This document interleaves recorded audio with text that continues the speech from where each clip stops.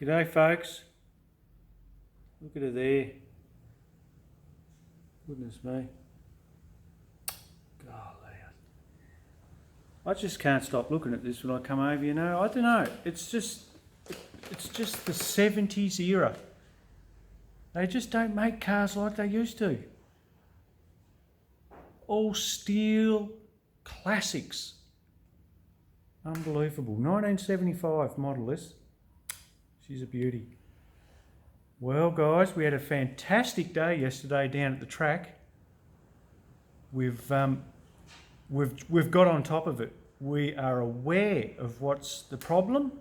I've made just a small adjustment, guys, with the carb, and it made a huge difference. Just so happy. It's a good feeling. I've been chasing this, guys, ever since I bolted the turbo on. It's been an ongoing thing, this fuel distribution issue, and everyone suffers this to a certain degree with carbs. I watched a video. I was actually sent someone sent me a little link. Steve Brulé, he was saying you've got to look at it like with a V8 as 8 little single engines. And he's dead right, because there's so much variance, especially with the carburetor. The fuel distribution can be so different. Now, when you're boosting, obviously the margin's a lot smaller, but you've got to understand that it's a real problem. And if you're aware of it, which finally I am after all these years, you can make adjustments as long as you can read the cylinders that are affected. And it's amazing, just one jet size difference to 3 jets on the carb, leaving the right rear on 90, which was when I took it out the first time. It seemed to be a bit too rich on the collective pipe. Then when I came back in, I took one size out of the front, so it was a 80 in the front, I went back to a 79. And then on the left rear, I went back to a 89 from a 90, but I left the right rear alone because that's the side with all the problems. And it'd just make the 2 gauges come closer together, because when I first went out, it wasn't too bad, the number 3 cylinder, but it was rich overall on the collective. And the motor wasn't quite happy. It was a little bit fluttery. It went all right, but it was just a little bit rich. So like I said, pulled one size out of 3 jets, but left the right rear. It cleaned it up on the tailpipe, but it didn't really affect the number 3 O2 sensor. So it brought the 2 gauges very close. In my opinion, it was good enough for the day. I didn't want to sort of make any changes, and I'd run out of time basically, but it really gives me a direction now on where I can sort of fine tune this and become a success, and then set me up if I ever do. I've sort of got to do my apprenticeship again, guys, with this 7-pound, and fine tune it and get it to the best I can before even thinking about going up in boost. I've really got to, my next move, guys, is putting another O2 sensor in, and then doing all the 8 cylinders on all the primaries. We'll get bungs in, so we can do a readout and record all that reading, and then I can make any adjustments necessary. And it's the only way I'm really successfully going to tune this car, especially in high boost, and have success. Because you're only guessing otherwise with a collective tailpipe. So, it's great stuff. I love it. I really love it. I'm just so thrilled with it now, and I can sort of move forward with it and take my attention to other parts of the car. Right, well, I'm thinking, guys, that I'm going to pull this intercooler out.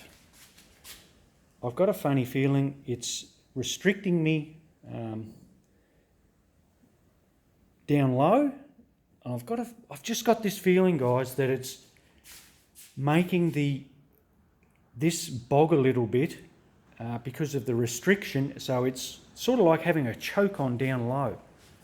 It's okay when the boost starts to ramp on, it has a positive effect, it just pushes through. But out of boost, I feel that intercooler is a bit of a restriction. The reason I say that, guys, is because when I was down at Basketville and Simmons Plains, when I first got this E85 bizzo going, this was really rich, but you stand on the throttle, it would clear itself incredibly quick. We had a beautiful, just a straight pipe from the turbo, no restriction, and it made the turbo a lot more reactive. And when I put that intercooler on it, I did notice that it sort of, it held it back a little bit out of boost. I'm not aware of what it's going to be like under full boost because I never really ran it hard enough without the intercooler in on sort of full boost, because I hadn't built that confidence level up. I had a bit of trouble then, and so I ended up putting the intercooler in thinking that was going to help, and I just lost the plot a little bit on that, I think. So I'm starting to think I might pull it off. What's your thoughts on it, guys? Because I know guys are making twice the power, 3 times the power of what I'm making on E85. So I believe that I can get away with it, but I'd like to hear your thoughts on it as well. So yes, very excited.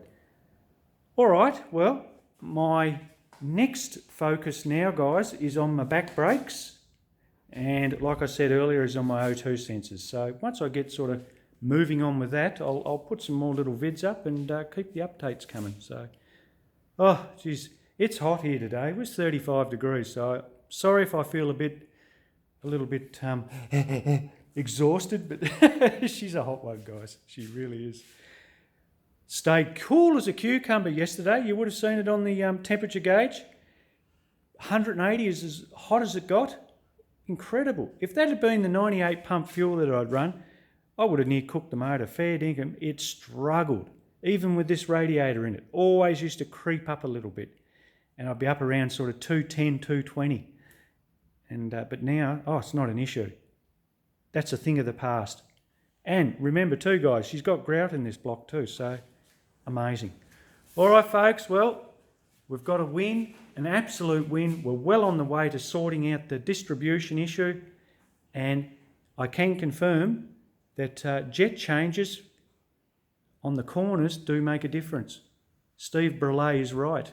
Amazing stuff. He's an incredible man, very knowledgeable, and I'm so blessed that people like him are sharing that bit of knowledge, and little guys like me can take note of it and solve my own problems. It's bloody great. All right, folks, I'll pop one up soon. Catch yous later.